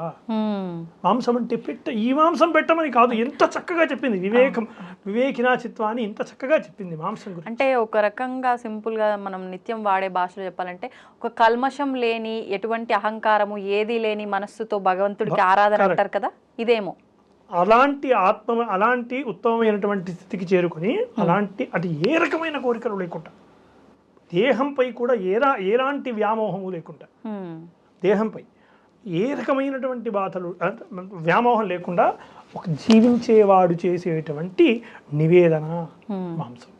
అలాంటి వాడు ఆత్మజ్ఞానాన్ని అన్వేషించడంలో చేసేటువంటి నివేదన అని అన్నారు తప్ప మాంసం అంటే ఏదో ఓ పశువుల్ని తీసుకుని వచ్చి నరకడం కాదు, అది మాంసం కాదు. మాంసానికి ఇంత చక్కగా శాస్త్రం చెప్పింది, మాంసానికి ఇంత చక్కగా ఆయా ధర్మశాస్త్రాలు చెప్పాయి, తంత్రశాస్త్రాలు చెప్పినవి. ఇవేవో నేను నా నోటికి వచ్చినటువంటి నేను చెప్తున్నది కాదు, సాక్షాత్తు ఆ తంత్రశాస్త్రాలు చెప్పినటువంటి విధానాలు. దీన్ని అన్వేషించకుండా ఈ పదాన్ని చూసుకొని అన్వేషించడం మూర్ఖం. ఇప్పుడు ఒక మాట అంట, మీరేం అనుకోవద్దు, ఇప్పుడు ఇది శాస్త్ర ప్రకారంగా పలానా ఏదైతే దానికి సంబంధించిన మూల గ్రంథం ఉందో అందులో ఉండింది. ఎవరైనా ఇప్పుడు మీరు చెప్పినట్టుగా కాకుండా ఇప్పుడు మేము అపార్థం చేసుకుంటున్నట్టుగా ఆచరించే వ్యక్తులు వచ్చి నువ్వు ఇది ప్రూవ్ చేయగలవా అంటే మీరు ప్రూవ్ చేయగలరా? ముమ్మాటికి అది సంస్కృత పదం. అది సంస్కృతంలో ఒక పదానికి నానా అర్థాలు ఉంటాయి, ఒకటే పదానికి ఒక అక్షరానికే నానా అర్థాలు ఉంటాయి. నానా అర్థాల్లో అది ఒక్క పదం మాత్రమే కాకుండా మొత్తం శ్లోక వివరణ. అందుకే సంస్కృతం దేవభాష అయింది. సంస్కృతం ఎంత చక్కగా చెప్తుంటే ఒక్క శ్లోకంలో పూర్తిగా మనం చేసే కర్మ మొత్తాన్ని చెప్పగలిగే సామర్థ్యం ఒక్క సంస్కృత భాషకు మాత్రమే సొంతం. అన్నింటికి చెప్పడానికి కుదరదు. ఒకే ఒక్క శ్లోకంలో మనం ఏం చెయ్యాలో ఎక్కడికి వెళ్ళాలో ఒక నాలెడ్జ్ పిన్గా చెప్పేటువంటి అద్భుతమైనటువంటి వ్యాకరణం సంస్కృతం సొంతం. అందుకే ఛందోబద్ధంగా నిర్మాణాలు ఉంటాయి. ఒక దగ్గర మాంసం వచ్చింది కదా అని ఆ మాంసం పదాన్ని మాత్రమే తీసుకొని నాకు ఇష్టం వచ్చినట్టుగా అర్థం చేసుకోవడం కాదు, దానికి ముందు వెనక ఉన్నటువంటి వాటిని కూడా ఎందుకోసం ఈ మాంసం అన్న శబ్దాన్ని వాడారు అనేది అర్థం చేసుకొని దానికి అనుగుణంగా వెళ్ళగలిగినటువంటి వాడే యోగ్యుడు. అలా వెళ్ళగలిగినటువంటి వాడే వామ మార్గం లాంటి ఏ మార్గంలోనైనా దాన్ని పొందగలుగుతాడు. అది కదా శాస్త్రాలు చెప్పాయి. కాకపోతే నాకు తోచినట్టుగా అర్థం చేసుకుంటానంటే ఈ తంత్రశాస్త్రాలు వామమార్గం అంగీకరించారు. మిగతా ఏ ధర్మశాస్త్రాలు సదాచారంలో అనుకోండి, ఇప్పుడు ఈ తప్పు చేసినా ఇంకో ప్రాయశ్చిత్తం ఉంది, ఈ తప్పు చేసినా ఇంకో ప్రాయశ్చిత్తం ఉంది, దానికి ప్రాయశ్చిత్త హోమాలు ఉన్నాయి, ప్రాయశ్చిత్త కర్మలు ఉన్నాయి. అంటే ఇప్పుడు మనం హోమం చేసామనుకోండి, హోమంలో ఇప్పుడు హోమం చేస్తే మాట్లాడకూడదని, తుమ్ములు పడకూడదని, నిప్పులు ఏ రకమైన మానసికంగా దైవికంగా ఏది ఉండకూడదని ఈ హోమం అలాని ఒకవేళ ఏమైనా జరిగినా హోమం అయిపోయిన తర్వాత ప్రాయశ్చిత్త హోమాలు అని ఉంటాయి. వెంటనే ఏ హోమం అయితే చేస్తామో ఆ హోమం వెంటనే వాగ్దోష పరిహారార్థం అని వాక్కు ఏమైనా గట్టిగా చెప్పడం, మెల్లగా చెప్పడం, చిన్నగా చెప్పడం, స్వరదోషాలు చెప్పడం, అలాంటి వాటికి మంత్రాలు, తప్పులు చెప్పడం మంత్రాలు, దానికి ఒక ప్రాయశ్చిత్తము, వేరే వాళ్ళతో మాట్లాడడం దానికి దోషము, అదేనా నా యొక్క ఉమ్ము తుప్పర ఏదైనా దాంట్లో పట్టడం ఆ దోషానికి మంత్రము, ప్రతి దానికి ప్రాయశ్చిత్తాలు ఉన్నాయి. మరి ఈ ఇది సదాచారం, వామాచారానికి కానీ వామాచారంలో ప్రాయశ్చిత్తం లేదు. అనుభవించాల్సింది ఖచ్చితంగా ఆయా ధర్మాలను ఎవరైతే తెలుసుకోకుండా ప్రయత్నిస్తారో, ఆ మార్గంలో ఇలాంటివి అన్వేషించకుండా వెళ్తారో వాళ్ళు ఖచ్చితంగా ప్రాయశ్చిత్తాలంటూ ఉండవు. వామమార్గంలో ప్రాయశ్చిత్తమే లేదు, వామమార్గంలో ప్రాయశ్చిత్తము లేదు అని అదే తంత్రశాస్త్రాలు చెప్తున్నాయి. ఇప్పుడు దీన్ని తప్పుగా అర్థం చేసుకొని పూజలు చేస్తున్న వాళ్ళు అని అంటే ఓకే, మరి చేయించుకుంటున్న వాళ్ళు కూడా ఈ దోషాన్ని అనుభవించాల్సిందేనా? ఖచ్చితంగా అండి. ఈ ప్రాయశ్చిత్తం ఎవరికి వస్తుంది అంటే, ఇప్పుడు నేను ఏదైనా నాకు ఒక వరుణ్ ఇచ్చారు, మీరు నా దగ్గరకు వచ్చి ఒక కార్యక్రమం చేయమని నన్ను అడిగారు. నన్ను మీకు తెలియదు కదా, నా దగ్గర వచ్చారు, నేను కదా వారధిని. అంతే, భగవంతునికి భక్తునికి అనుసంధానకర్తను నేను కదా, ఎవరైతే ఆ పరిధిలో అక్కడ ఉన్నటువంటి వాళ్ళు. ఇది కూడా అంతే. రామ మార్గాన్ని నాకు తెలియకుండా నీ దగ్గరికి వచ్చి ఆశ్రయించాను కాబట్టి నాకేం తెలియదు. తెలియనప్పుడు ఆ కర్తాకర్మాక్రియ దోషాలన్నీ కూడా అతని మీదే ఉంటాయి. ఓకే, ఏవైనా అతని మీదే ఉంటాయి. ఆచరిస్తున్నటువంటి వాళ్లకు, అనుసరిస్తున్నటువంటి వాళ్ళకి ఏముండదు. కానీ ఆచరింపచేస్తున్నటువంటి వాడు సంయమనమైన సన్మార్గంలో లేకపోతే కనుక ఈ యొక్క అనుభవించాల్సి ఉంటుంది. ఆయా పాపాన్ని ఖచ్చితంగా అనుభవించాల్సి ఉంటుంది. అది ఏదో ఒక రూపంలో మనకు పీడన చేస్తుంది. ఇప్పుడు ప్రస్తుతానికి ఉత్సాహంగా ఉన్నప్పటికీ ఏదో మార్గంలో ఆ ధర్మం, అది ఆ పాపం మనల్ని వెంటాడుతుంది ఖచ్చితంగా. అది పాపం ఏం చెప్తుంది ధర్మశాస్త్రం, నేను చెప్పేది కాదు, ధర్మశాస్త్రం చెప్తుంది. వామ మార్గంలో ఈ ప్రాయశ్చిత్తం అంటూ లేదు. అలాగే మిగతా వాటికి కూడా ఇలాంటి అపార్థాలు చేసుకోకూడదని చెప్పింది. మత్స్యము అని ఉంటుంది. ఈ మత్స్యానికి కూడా ఇష్టం వచ్చినట్టుగా కనపడేది మత్స్యము అనేది కాకుండా దానికి కూడా గూఢార్థాలు ఉన్నాయి. దానికి కూడా అసలు మత్స్యం అంటే ఏమిటో చాలా అద్భుతంగా ఈ ధర్మశాస్త్రాలు, తంత్రశాస్త్రాలు చెప్పాయి. మత్స్యం మైథునంకి కూడా వివరణ ఇవ్వగలరా? తప్పకుండానండి. మత్స్యము అనేదాన్ని ముందుగా మనం విచారిస్తే గంగా యమునయోర్ మధ్యే, ఇది తంత్రశాస్త్రం చెప్పింది. భైరవ వ్యామల తంత్రము అనే గ్రంథము చెప్పినటువంటి శ్లోకం ఇది. గంగా యమునయోర్ మధ్యే ద్వౌ చరంతి సదా తౌ మత్స్యౌ భక్షయేత్ యత్సు సోభవేత్ మత్స్య సాధక అని చెప్పింది. దీని అర్థం ఏమిటి? గంగా యమునయోర్ మధ్య, గంగా నదులు, గంగా యమునా నదులు అనేటువంటి రెండు నదుల మధ్యన రెండు ఎల్లప్పుడూ సంచరిస్తూ ఉన్నాయట. ఆ రెండు ఏమిటి? మత్స్యములు. ఆ రెండు మత్స్యములు సంచరిస్తున్నాయట. ఆ మత్స్యములను ఎవరైతే వధించి ఆ మత్స్యములను తింటాడో, సాధిస్తాడో, ఆ మత్స్యములను ఎవరైతే భక్షిస్తాడో అతను నిజమైన మత్స్య సాధకుడు అవుతాడు అని చెప్పింది. అదేమిటి? గంగా నదులు అవి నదులు కదా, గంగా యమున అనేవి పెద్ద పెద్ద నదులు కదా, అది పెద్ద నదులు. నదుల్లో రెండే రెండు చేపలు ఉంటాయా? ఉండవు, ఎక్కువనే ఉంటాయి. అనేకమైన చేపలు ఉంటాయి కదా. మరి రెండే రెండు చేపల గురించి చెప్పింది ఏంటి శాస్త్రం? ధర్మశాస్త్రం రెండే రెండు ఉంటాయని చెప్తుంది. రెండు మాత్రమే అని చెప్పలేదు, రెండే రెండు. అంటే గంగా లేదు గంగా యమునయోర్ మధ్యే యో చరంతి సదా, దివే చరంతి సదా, రెండే చరిస్తూ ఉన్నాయి. అంటే గంగా యమున అంటే ఇడా పింగళ నాడులు. ఓకే, ఇడా నాడిని పింగళ నాడి అని ఉంటాయి కదా, ఇడా పింగళ నాడులు. ఈ నాడుల మధ్యన సంచరించేటువంటి రెండు. ఆ రెండు ఏమిటి? ఒకటి సుషుమ్న నాడి, రెండవది అందులో చరించేటువంటి కుండలిని శక్తి. ఈ కుండలిని శక్తిని ధ్యాన యోగ తపస్సుల ద్వారా ఎవడైతే దాన్ని, ఆ కుండలిని శక్తిని సంయోగింపజేస్తాడో వాడు మత్స్య సాధకుడు, నిజమైన మత్స్య సాధకుడు అతను. నిజమైన మత్స్య సాధకుడు అక్కడున్నాడు, అంతే తప్ప నాకు కనబడే మత్స్యము కాదు. రెండే రెండు అంటే ఎందుకు తిరుగుతాయి? అందులో నదుల్లో అనేకమైన ఉంటాయి కదా. ఇది ఇంత విశేషంగా అంటే వామశాస్త్రం, వామమార్గం ఎంత గుప్తంగా చెప్పింది చూడండి. జ్ఞానము ఉన్నటువంటి వాడు మాత్రమే వామమార్గాన్ని అనుసరించగలుగుతాడు. విపరీతమైన జ్ఞానం ఉండాలి. అంటే ఇవి ఆ సుషుమ్న నాడిని, అందులో చరించేటువంటి కుండలిని శక్తిని ప్రేరేపించడం, ఆ కుండలిని శక్తిని సంయోగింపచేయడం అంటే అది ఒక సాధారణమైన మానవులకు మనకు సాధ్యమయ్యేటువంటి వ్యవస్థ కాదు. మీరు ఇందాక అన్నట్టుగా సంస్కృతంలో ఒక అక్షరానికే ఎన్నో రకాల వివరణ ఉంటది అన్నట్టు ఈ మత్స్యం గురించి చెప్పిన తర్వాత నిజంగా ఇది వాస్తవం ఇది వాస్తవం, ఇది 100% వాస్తవం. ఇంకా ఇదే మత్స్యం గురించి ఇదే తంత్రశాస్త్రం, మరో తంత్రశాస్త్రం ఇదే మత్స్యం గురించి ఇంకొక అనేక రకాల తంత్రశాస్త్రాలు ఉన్నాయని చెప్పుకున్నాం కదా. కులమార్గం అనేటువంటి ఒక తంత్రశాస్త్రం ఉంది. ఓకే. కులార్ణవ తంత్ర సారము అనే ఒక గ్రంథం ఉంది. ఆ గ్రంథం ఏం చెబుతుంది? అహంకారో దంభో మద పిశునత మత్సరద్విష షడేతాన్ వీనాన్ వై విషయహర జాలేన విధృతాన్ పచన్ సద్విద్యాజ్ఞౌ నియమిత కృతి ధీవర కృతి సదా ఖాదయేత్ సర్వాత్మచ జలచరాణం కృపిషితం. ఇందులో ఎంత చక్కగా చెబుతుంది చూడండి.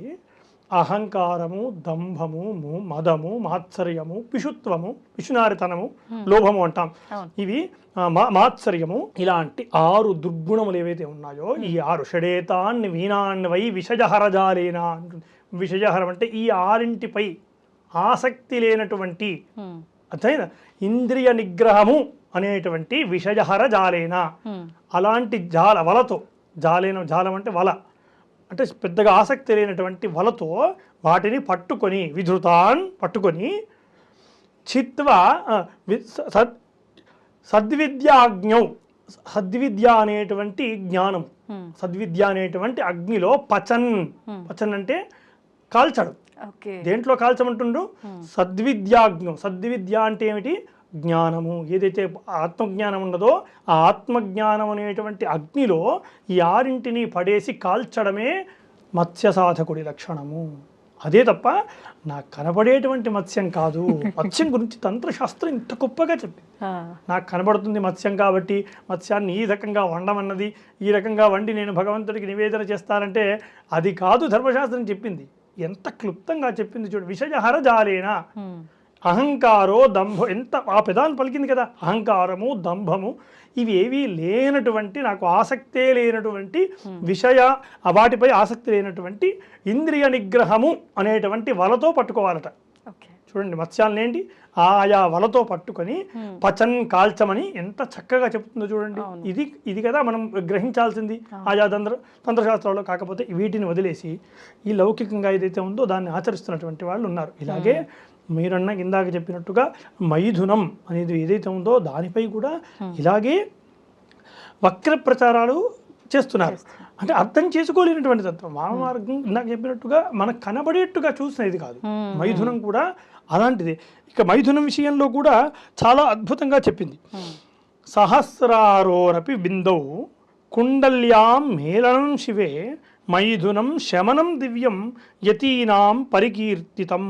అంటే ఈ మైథునం అంటే ఏమిటి? సహస్రార చక్రంలో ఏదైతే సహస్రార చక్రం ఉంటుందో ఆ సహస్రార చక్రంలో మూలాధార చక్రం నుండి నిదానంగా కుండలిని శక్తిని సంయోగింపచేస్తూ ఒక్కొక్క చక్రాన్ని సంయోగింపచేస్తూ ఆ సంయోగించేస్తున్నట్టు ఆ సహస్రార చక్రంలో శైవశక్తి ఉంటుంది, శివశక్తి ఉంటుంది.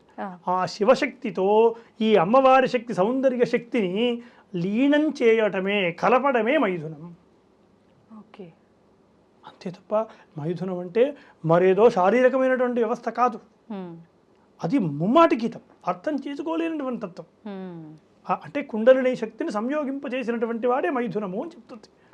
అంత గొప్పగా చెప్తుంది. అలాగే అదే కులార్ణవ తంత్రసారము అనేటువంటిది గ్రంథం ఇంకా చక్కగా యానాడీ సూక్ష్మరూప పరమ పదగత సేవనీయా సుషుమ్న సాకాంతాలింగనాసి మనుజరమణి సుందరీవాచ యోష కుర్యాచంద్రార్కయోగే తం యుగపనసమైథునం నైవ యోనౌ యోగీంద్రో విశ్వబంధవ సుఖమయ భవనేతాం పరిష్వద్య నిత్యం. ఇంత చక్కగా ఈ మైథునం గురించి కులార్ణవ తంత్రసారము అనే గ్రంథం చెప్పింది. ఏమంటుంది? సుషుమ్న నాడి నుండి ఇందాక చెప్పుకున్నట్టుగానే సుషుమ్న నాడి నుండి ఈ కుండలిని శక్తిని సంయోగింపచేస్తూ ఏదైతే ఆ సుషుమ్న నాడిలో కుండలిని శక్తిని స్త్రీ రూపంగా భావించి సహస్రార చక్రంలో ఉండేటువంటి శివతత్వాన్ని ఆయా సంయోగింప చేయడమే మైథునము అని చెప్పింది. అందులో ఏం చెప్పింది చక్కగా? నైవ యోనౌ అని అన్నది. అంటే యోనితో చేసేటువంటి విషయము కాదు. అంత క్లియర్గా నైవ యోనౌ అసలు లోకంలోనే ఉంది. దాన్ని మనం అర్థం చేసుకోలేకుండా మనకు తోచినట్టుగా వ్యవహరించడం ముమ్మాటికి పాపమే. వామమార్గం అంగీకరించదు. వామమార్గంలో గమ్యాన్ని చేరుకోలేరు. యోగులకే అర్థం కాదంటే సామాన్యమైన మానవులకు ఎలా అర్థమవుతుంది? ఇది ధర్మం, ఇది వామాచారం చెప్పింది ఇది, కానీ దీన్ని ఆచరించకుండా అనేక రకాలు అంటే అర్థం చేసుకోలేని తత్వం. అదేవిధంగా ముద్ర అని ఉంటుంది, 5వది ముద్ర అని ఉంటుంది. ముద్ర అనేసరికి అనేకమైన పిచ్చి పిచ్చి ముద్రలు తీసి ముద్రలు వేయటం, అనేక రకాల ముద్రలు ఉన్నాయని చెప్పుకోవడం, ఇది ఏదీ కాదు. ముద్ర అనే దానికి కూడా ఇది కులార్ణవ తంత్రసారం ఏం చెబుతుంది అంటే, అష్టధాన్యాధికం యచ్చ చర్వాణీయం ప్రయక్షతే సా ముద్ర. 8 రకాల ధాన్యాలు ఉంటాయి, అష్టధాన్యాలు అని ఉంటాయి. ఈ అష్టధాన్యాల్లో అన్నము, చింతపండు, ఇలాంటివి ఒక 8 రకాల ధాన్యాలు ఉన్నాయి. ఈ 8 రకాల ధాన్యాలు కలిపినటువంటి మిశ్రమమునే ముద్ర అని అన్నారు. అంతే తప్ప ముద్ర అన్న పదము ప్రస్తుత కాలంలో అనేక రకాల ముద్రలు వేయటం ఇవి కాదు విశేషం, ఇది కాదు. 8 ధాన్యాలు కలిపినటువంటిది ముద్ర అనే పదం వచ్చేటట్టుగా చెప్పారు. ఇలా గూఢార్థాలతో చెప్పారు కాబట్టి గూఢంగా అన్వేషించాలి. అర్థమైనా? ముద్ర అంటే పిచ్చి పిచ్చి ముద్రలు వేయటం కాదు. ఇలాగ పంచమకారాల్లో అనేకమైనటువంటి అర్థం చేసుకోలేనటువంటి తనంతో తోచినట్టుగా వ్యవహరిస్తున్నారు. అది ముమ్మాటికి వామ మార్గంలో గమ్యాన్ని చేరకపోవడమే కాకుండా పాపాన్ని కూడా మూట కట్టుకున్నటువంటి వాళ్ళం అవుతున్నాం. అందులోనూ వామ మార్గంలో ఇందాక చెప్పుకున్నట్టుగా ప్రాయశ్చిత్తం అంటూ లేదు. ప్రాయశ్చిత్తం లేనటువంటి మార్గంలో ఎంత జాగ్రత్తగా ఉండాలి. అసలు ప్రాయశ్చిత్తమే లేదు అక్కడ. అలాంటి మార్గంలో చాలా ఉత్తమంగా ఉండాలి. కానీ ప్రస్తుత కాలం, ఈ ఆధునిక యుగంలో ఇలాంటి విషయాలకు ఎక్కువగా అట్రాక్షన్ అవుతున్నారు, ఎక్కువగా వ్యవహరిస్తున్నారు. కాకపోతే అది ముమ్మాటికి తప్పు. వామ మార్గం అంటే పూర్తిగా చేతబడులు చేయటం, అంటే తాంత్రిక, అది తంత్ర విధానంగా ప్రసిద్ధి చెందింది కదా. అంటే తంత్రం అంటే ఇందాక చెప్పుకున్నట్టుగా తంత్రం అంటే జ్ఞాన విస్తరణ చేయటం. తంత్రం అంటే ఏమిటో మంత్రాలతో ఇష్టం వచ్చినట్టుగా ముద్రలు వేసేసుకొని చేసేటువంటి విధానం కాదు, జ్ఞానంతో చేసేటువంటి అర్చన తంత్రం అంటే. తంత్రము అన్న అర్థం దానికి అంత గొప్పది ఉంది. కానీ ఈ వామ మార్గం అనేసరికి భూత ప్రేత పిశాచాదులు, ఈ చేతబళ్ళు ఇవన్నీ చేస్తారనేటువంటి అపోహ ఇది పూర్తిగా అపోహ. అంటే అర్థం చేసుకోలేనటువంటి తత్వం. పూర్తిగా అర్థం చేసుకున్నటువంటి వాడు మనతో ఈ విధంగా మాట్లాడరు. వామ మార్గం గురించి అర్థం చేసుకొని దాన్ని అన్వేషించేవాడు అసలు ఈ లౌకికమైనటువంటి విషయాల్లో ఎందుకు ఉంటాడు? ఈ లౌకికమైనటువంటి విషయాలు ఎందుకు చర్చిస్తారు? కానీ వామ మార్గంలో మేము అనుసరిస్తున్నాం, మిమ్మల్ని కూడా తరింపచేస్తామనేటువంటి వాళ్ళు ఎవరైతే ఈ వామ మార్గాన్ని అనుసరిస్తున్నారో ముమ్మాటికి ఇప్పుడు ప్రస్తుతం జరుగుతున్నటువంటి వ్యవస్థ అంతా కూడా అర్థం చేసుకోలేని తత్వం. అంతే, అర్థం చేసుకోలేకపోవటం. ఇప్పుడు పంచమకారాల వివరణ అయితే చాలా చక్కగా ఇచ్చారు. మరి ఈ వామాచారంలో పంచబలులు ఉన్నాయి అంటారు. అంటే అవసరమైతే నరబలి, దున్నపోతు అని రకరకాలుగా ఇలా ఒక 5 రకాల బలులు ఉన్నాయంటారు. అంటే ఇది కూడా అర్థం చేసుకోలేని తత్వం వల్లే ఈ పోకడ నడుస్తోందా? ఎలా? ముమ్మాటికి అదే. అసలు బలులు కానీ ఇట్లాంటి వ్యవస్థ కానీ చేతబడుల అంశాలు కానీ ఈ నరబలు లాంటి ఏదైతే ఏ బలులు కూడా ఏ రకమైన బలులు, ఏ రకమైనటువంటి అధర్మ కర్మలను వామ మార్గం చెప్పలేదు. ఏ రకమైన చిన్న చిన్న జీవహింసను కూడా చేయొద్దని చెప్పింది. వామ మార్గంలో ఉన్నటువంటి వాళ్ళు అంత గొప్పగా ఉండాలని చెప్పింది. చిన్న చిన్న జీవహింసలు కూడా చేయొద్దని. అట్లాంటిది ఎన్ని రకాల బడులను ఎందుకు ప్రోత్సహిస్తుంది వామ మార్గం? దాన్ని అర్థం చేసుకోలేక మిగతా ఆచారాల్లో ఉన్న వాటిని, ఎక్కడో వేరే వేరే ఆచారాల్లో ఉన్న వాటిని తీసుకొని వచ్చి ఈ వామాచారంలో ఆపాదింపచేయటం, ఇది వామాచారం ఏమో అనేటువంటి కల్పితం చేయడం, భ్రమలను సృష్టించేటువంటి వ్యవస్థ చేస్తున్నారు. కానీ ముమ్మాటికి వామ మార్గము అలాంటివి ప్రోత్సహించదు. వామ మార్గంలో అవేవీ లేవు. అంటే ఎవరైనా ఆచరించవచ్చు, ఒకవేళ ఆచరించాలి అనుకున్న వాళ్ళు, కానీ ఈ ఆచరణ అదే అండి. ఇప్పుడు నేను ఏదైతే చెప్పానో ఈ రకమైన ఆచరణ ఎవరు చేయగలరు? ఉత్తమమైన యోగ్యులైన జ్ఞానులు మాత్రమే చేయగలరు. దానిపై అవగాహన ఉండి ఎలా అన్వేషించాలో తెలుసుకున్నటువంటి వాడు మాత్రమే కదా చేయగలడు. అలాంటి వాళ్ళు నిస్సంకోచకంగా చేయొచ్చు, అసలు అభ్యంతరం లేకుండా చేయొచ్చు. అలాంటి వాళ్ళు ఒకవేళ చేసేవాళ్ళు ఈ లౌకిక జీవనంలో ఉండరు. వామ మార్గాన్ని అనుసరించేటువంటి వారు లౌకిక జీవనంలోనే ఉంటారు. అంటే వాళ్ళు కంప్లీట్ ఇంకా ఎలా అంటే మనం ఈ సినిమాల్లో చూసినట్టు నెలలు సంవత్సరాలు ఒక ఉపాసన దీక్ష తీసుకొని ఉన్న వాళ్ళు మాత్రమే చేయగలుగుతారేమో. 100% అండి. అందులో కూడా ఇక్కడ మనం ఇంకొక విషయం చెప్పుకోవాలి. సిద్ధిత్రయము అని 3 ఉంటాయి. ఈ సిద్ధిత్రయం అంటే ఏమిటి? మంత్రము, మంత్రసిద్ధి, కామ్యసిద్ధి, మంత్రసిద్ధి, మాతృసిద్ధి అని 3 ఉంటాయి. ఈ కామ్యసిద్ధి అంటే ఏమిటి? మన యొక్క కోరికలు సిద్ధింప చేసుకోవటం. ఎవరితో కోరికలు సిద్ధింప చేసుకుంటున్నాం? మనంతట మనం భగవంతుడి దగ్గరికి వెళ్ళి చేసుకుంటున్నాం. మనం కామ్యసిద్ధి కావడం కోసం కొన్ని కర్మలను ఆచరిస్తున్నాం. అంటే ఇప్పుడు ఒక సంతానం కావడం కోసం సంతాన గణపతి హోమం, ఏమంటే వ్రతాలు, ఇవన్నీ ఎవరితో చేయిస్తున్నాం? పురోహితుడితోటి చేయిస్తున్నాం. అంటే పురోహితుడు ఆల్రెడీ ఆ మంత్రాన్ని సిద్ధింప చేసుకుని ఉన్నాడు కాబట్టి ఆ మంత్రసిద్ధి అయినటువంటి ఆ బ్రాహ్మణుడిని కూర్చోబెట్టి, వారధిగా కూర్చోబెట్టి, అయ్యా నా కామ్యముల నిమిత్తం నీవు చెయ్యు అని చెప్తాం కదా. ఇది ముఖ్యంగా ఈ కామ్యసిద్ధి కోసం మనం 1 గంట 2 గంటల పాటు ఆ మంత్రసిద్ధి ఉన్నటువంటి వాడిని కూర్చోబెట్టి చేయిస్తాం. కానీ మరి మంత్రసిద్ధి రావాలంటే అతను ఉపనయన సంస్కారమైన నాటి నుండి వేదమంత్రాన్ని అధ్యయనం చేస్తూ అనేక సంవత్సరాల పాటు ఆ మంత్రాన్ని జపం చేస్తూ ఆ మంత్రాన్ని సిద్ధి పొందాలి. అనేక సార్లు సిద్ధి పొంది ఉదయం మధ్యాహ్నం సాయంత్రం త్రికాల సంధ్యావందనాలు ఆయనకు ఆపాదించినటువంటి మంత్రం ఏదైతే నిలబడుతుందో నీ దగ్గర, మంత్రశక్తి ఏదైతే వస్తుందో ఆ మంత్రసిద్ధి కొరకు నీవు చేయాల్సిన అన్ని కర్మలను ఈ బ్రహ్మచర్యంలో చేయిస్తారు. అర్థమైందా? అలా మంత్రసిద్ధి పొందినటువంటి వాడి చేత మనం కర్మలు చేసుకుంటున్నాం. ఆ మంత్రసిద్ధి ఆయనకు ఊరికే వచ్చిందా? లేదు కదా. మనం కామ్యం వచ్చేసినట్టుగా మంత్రసిద్ధి రాలేదు కదా. ఆ మంత్రం సిద్ధించాలంటే అన్ని సంవత్సరాల పాటు ఆయన శ్రమించాల్సి ఉంటుంది. అలాగే ఇంకా బీజాక్షర మంత్రాలని, లౌకిక మంత్రాలని కొన్ని మంత్రాలు ఉంటాయి. దేవతల మంత్రాలు తీసుకొని ఉంటాం, దక్షిణామూర్తి మంత్రాలని, ఓం పంచాక్షరి మంత్రాలని, నారాయణ షడ మంత్రాలని తీసుకుంటూ ఉంటాం కదా. ఇవన్నీ కూడా మంత్రసిద్ధి కావాలి అంటే ఆ మంత్రానికంటూ కొన్ని లక్షల సార్లు జపం చేయాలి అని ఉంటుంది. అక్షర లక్ష జపం చేస్తే మంత్రసిద్ధి జరుగుతుంది. అక్షర లక్ష జపం చేస్తే మంత్రసిద్ధి. అంటే ఒక అక్షరము 1,00,000 సార్లు, అలా ఒక అక్షరము 1,00,000 సార్లు జపం చేయడం. అంటే ఇప్పుడు గాయత్రి మంత్రం ఉంది, 24 అక్షరాలతో చెందింది. 24 లక్షల జపం చేస్తే కానీ మంత్రసిద్ధి కాదు. దాదాపు ఎన్ని రోజులు పడుతుంది కదా? ఎన్ని రోజులు పడుతుంది? అతను బ్రహ్మచర్యం నుండి రోజు కొన్ని చేసుకుంటూ రోజు చేసుకుంటూ వస్తే తప్ప తనకు ఉత్తమమైన ఏదైతే స్థితి వస్తుందో అప్పుడు కానీ మంత్రం సిద్ధించదు. అప్పుడు మనం వెళ్ళి అతనితో కామ్యం చేయించుకోవడం వల్ల నా కామ్యములు సిద్ధిస్తున్నాయి. వెంటనే సిద్ధించట్లా. మంత్రసిద్ధి కలిగినటువంటి వాడి చేత కామ్యసిద్ధిని చేయించుకుంటున్నాం. అంటే మన కోరిక నెరవేరట్లేదు చేసిన పూజలు చేయంగా అంటే ఇక్కడ మన సైడ్ నుంచి ఏమైనా మిస్టేక్ కర్మ ఉండొచ్చు, చేసే అతని సిద్ధిని బట్టి కూడా ఉంటుంది. అతని స్థితి కూడా మంత్రసిద్ధి సమానంగా ఉండాలి.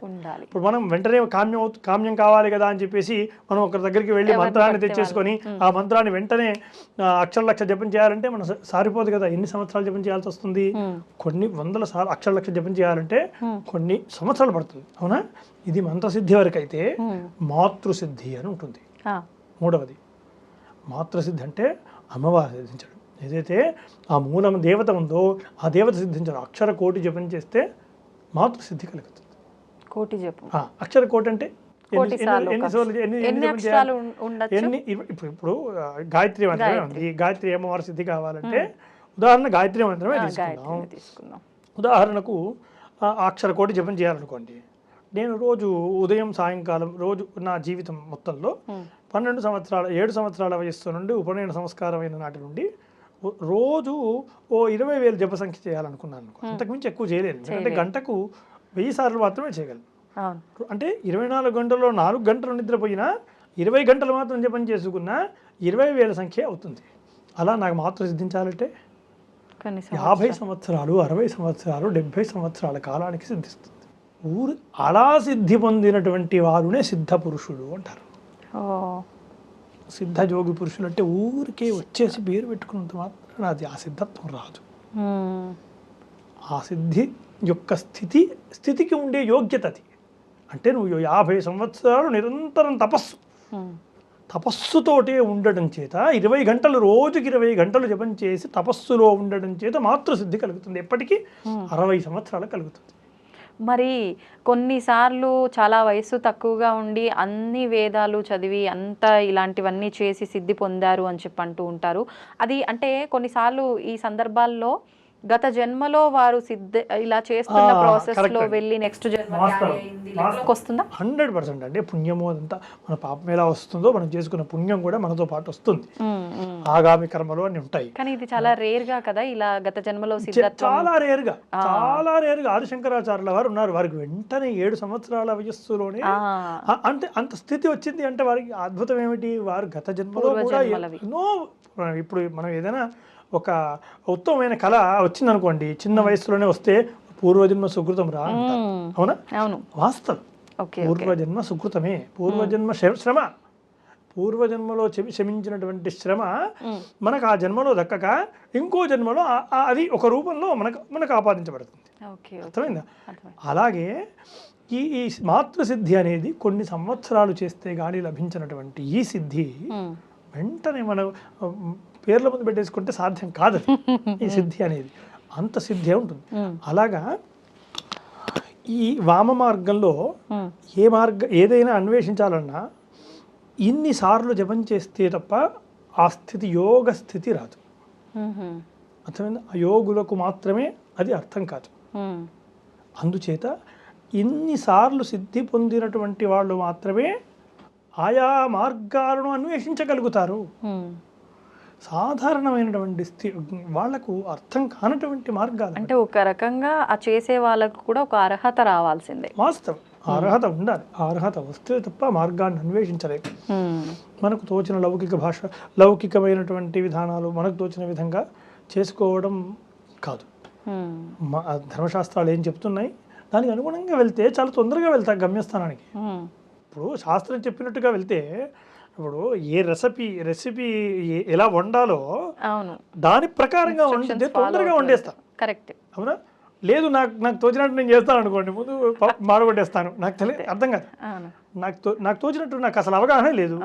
నేను ఏదో ఒక రెసిపీ చేయాలనుకోండి, మాడగొట్టేస్తానుగా. దాని సమయం కూడా చాలా ఎక్కువ తీసుకుంటుంది. ఎలా ఐటమ్ రెడీ అవ్వాలో అలా అయితే అవ్వదు. అలా అవ్వదు, సమయం ఎక్కువ తీసుకుంటుంది, వృధా అయిపోతుంది, అనేక రకాల ప్రయాసాలు అవుతాయి. కానీ అదే తెలిసినటువంటి వాళ్ళు ఇంత క్షణంలో చేయగలరు కదా. కాబట్టి ఇదే మనకు ముఖ్యం. తెలిసినటువంటి వారు యోగ్యుడైనటువంటి వాడి చేత అన్వేషింపజేయడం, అతను అన్వేషిస్తే అతని మార్గంలో మనం వెళ్ళడం అనేది ఉత్తమం. ధర్మశాస్త్రాలు ఏం చెప్తున్నాయో దాని విధంగా వెళ్ళడం ఉత్తమం. ఇప్పుడు అంటే మంత్ర రూపంలో మనం ఆచరించే దక్షిణ ఆచారం ప్రకారంగా చేసే పూజల కన్నా తంత్ర రూపంలో వామాచారంలో ఆచరించే పూజలకు యొక్క ఫలితం తొందరగా ఉంటుంది. కానీ చేయాల్సిన పద్ధతిలో చేస్తే, ఒకవేళ ఆ పద్ధతి కాస్త మనం చేయకపోతే బెడిసి కొట్టింది అంటే ఇంకా కోలుకోలని దెబ్బ తగులుతుంది అని చెప్పి విన్నా. ఇది ఎంతవరకు నిజం? ముమ్మాటికి ఇది వాస్తవం అండి. ఈ వామ మార్గం అనే కాదు, ఏదైనా వామ మార్గం అంటే తంత్ర మార్గం మీరు అన్నట్టుగా సదాచారములో కూడా అంతే, తొందరగానే సిద్ధిస్తాయి. కామ్యములు ప్రామాణికంగా చేయడం వల్ల అత్యంత తొందరగానే సిద్ధిస్తాయి. ఎక్కడైనా అంతే. ఎక్కడైనా మన శ్రమనే ముఖ్యం. మన శ్రమం మనం చేస్తున్నటువంటి ధర్మమా కాదా, మనం ధర్మయుక్తంగా చేస్తున్నామా లేదా, మనం చేసేది లోకశ్రేయస్సు కోరుతుందా లేదా. ముందు మనం చేసేటువంటి కామ్యములు మన కొరకు కాకుండా లోకశ్రేయస్సును కోరుతూ చేయాలి అని అంటారు. అందుకే ప్రతి కర్మలోనూ లోకా సమస్తా సుఖినో భవంతు అనేది ధర్మం మన హైందవ ధర్మమే. ప్రతి కర్మలోనూ ఇది ఖచ్చితంగా అంటాం. అంటే మనం చేస్తున్నటువంటి కర్మలు లోకానికి కూడా ఉపయుక్తమయ్యేటువంటివి ఉంటే తొందరగా నెరవేరుతాయి. మన వరకే కాదు, నేను ఈ కామ్యం నెరవేరితే ఫలానా ధర్మాన్ని ఆచరిస్తానని, అదే ధర్మ సంబంధిత కర్మలు చేస్తానని, ధర్మ సంబంధమైనటువంటి వ్యవహారాల్లో ఉంటాననేటువంటి విధంగా మన కామ్యములు అంటే కోరికలు ఉంటే, మన ఆచరణ ఉంటే తొందరగా సిద్ధిస్తుంది. దక్షిణాచారమైన వామాచారమైన అత్యంత ఇది ఇలాగే సిద్ధిస్తుంది. కానీ వామాచారం అనేది కామ్యమును సిద్ధింపచేసుకోవడానికి వామాచారం కాదు. వామ మార్గం అనేది కామ్యముల కోసం కాదు. ఇప్పుడు పోతున్న పొరపాటే అది.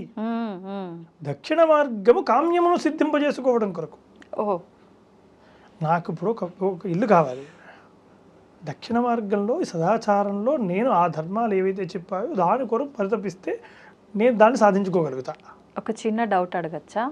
అంటే ఇది కోరికల గురించే మాట్లాడుకుంటున్నాం కాబట్టి, ఎటువంటి కోరిక లేకుండా మనం కనుక బ్రతకగలిగితే ధర్మంగా మరొక జన్మే ఉండదు, ఖచ్చితంగా మోక్షం పొందుతామంటారు. 100% మరి ఒక కోరిక నెరవేరాలంటే ఒక హోమం చెయ్యాలి, ఒక పూజ చెయ్యాలి, ఇదంతా ఎందుకు డిసైడ్ చేయబడింది? అయితే మనకు ప్రధానంగా ఏదైనా సరే సంకల్పము అని చేస్తుంటాం. ఏ కర్మ చేసినా ముందు సంకల్పం చెప్తాం, అవునా? సాధారణంగా ఏ సంకల్పమైనా ప్రధానంగా ధర్మాన్ని ఉద్ధరింపజేసుకోవడం కోసము లోక శ్రేయస్సు కోరుకునే విధంగానే ఉండేది, అవునా? అందులో చెప్పే దాంట్లోనే ఆయుష్యాభివృద్ధ్యర్థం, అవునా? నాకు ఆయుష్ కలగడం కొరకు, నాకే కాదు సమస్తమైన జనులకు కూడా ఆయుష్యాభివృద్ధి అర్థం ఈ సంకల్పంలోనే ఉంటాయి కదా. సమ్యక్ కల్ప ఇది సంకల్ప. సంకల్పం అంటే ఏమిటి? సమ్యక్ కల్ప ఇది సంకల్ప. నేను ఏది చేయాలనుకుంటున్నానో నిశ్చయించుకోవడం సంకల్పం. ఓకే, నేను ఫలానా చేయాలనుకుంటున్నాను అని నిర్ధారింప చేయడం సంకల్పం.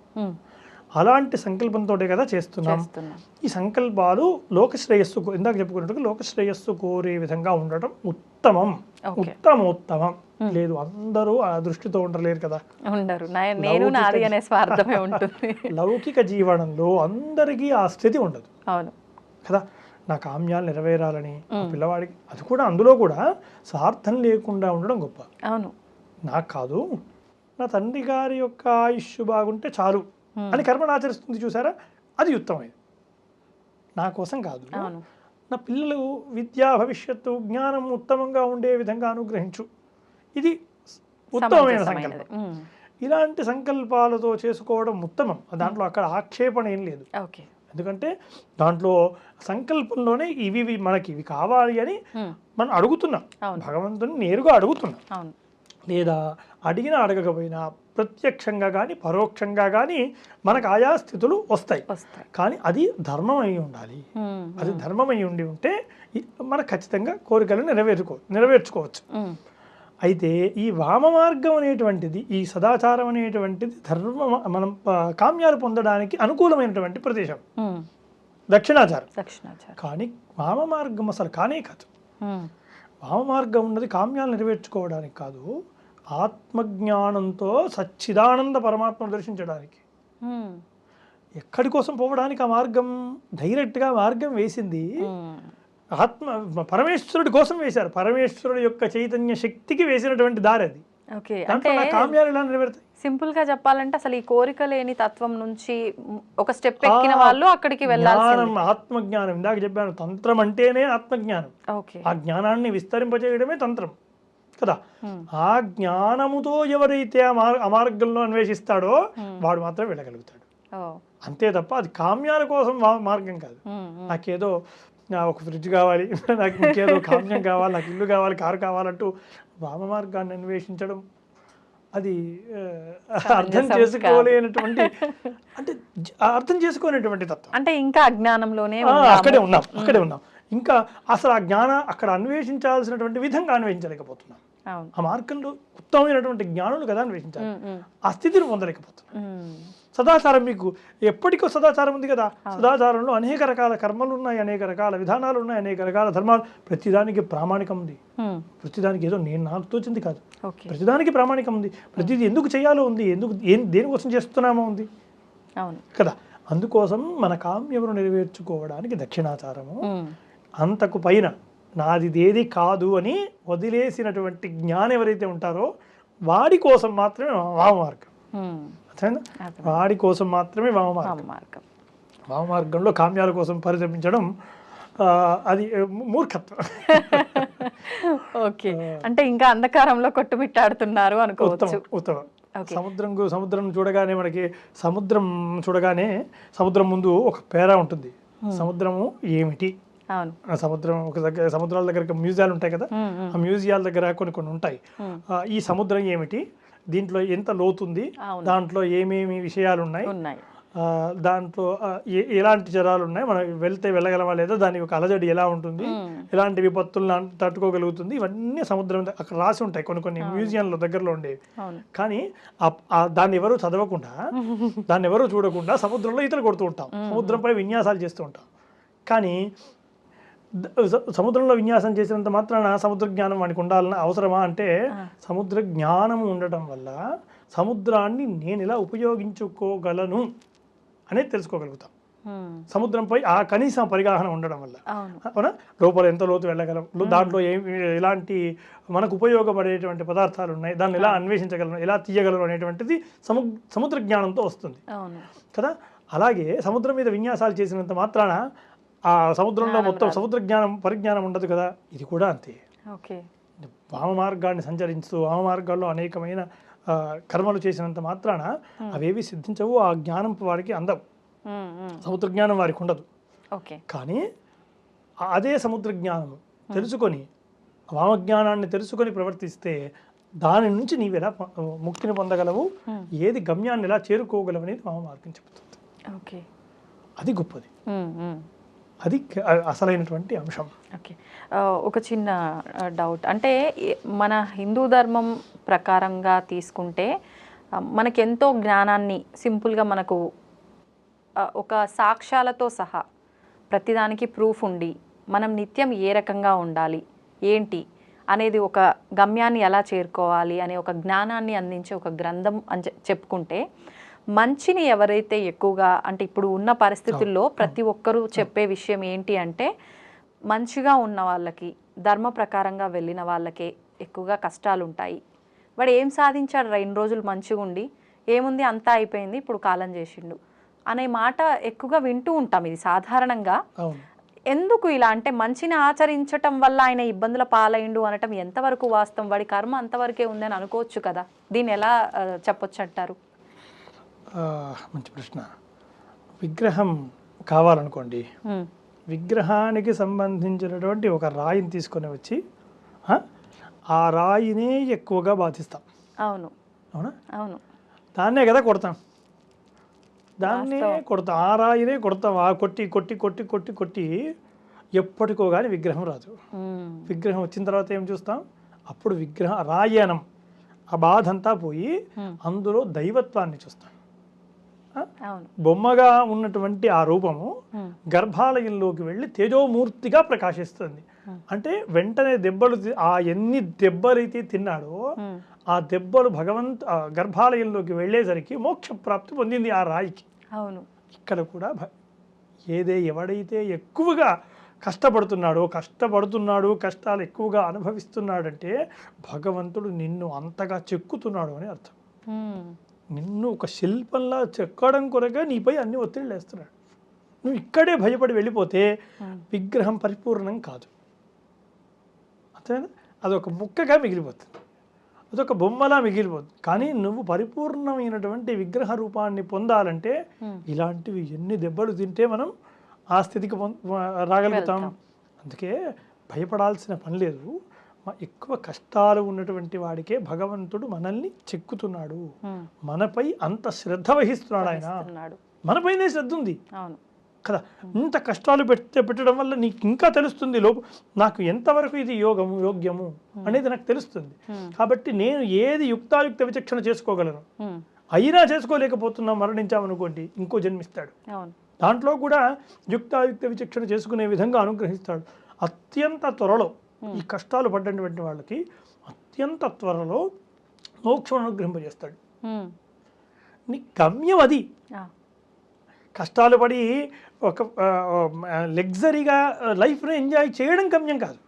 నా హిందూ ధర్మంలో నా గమ్యం ఏమిటి?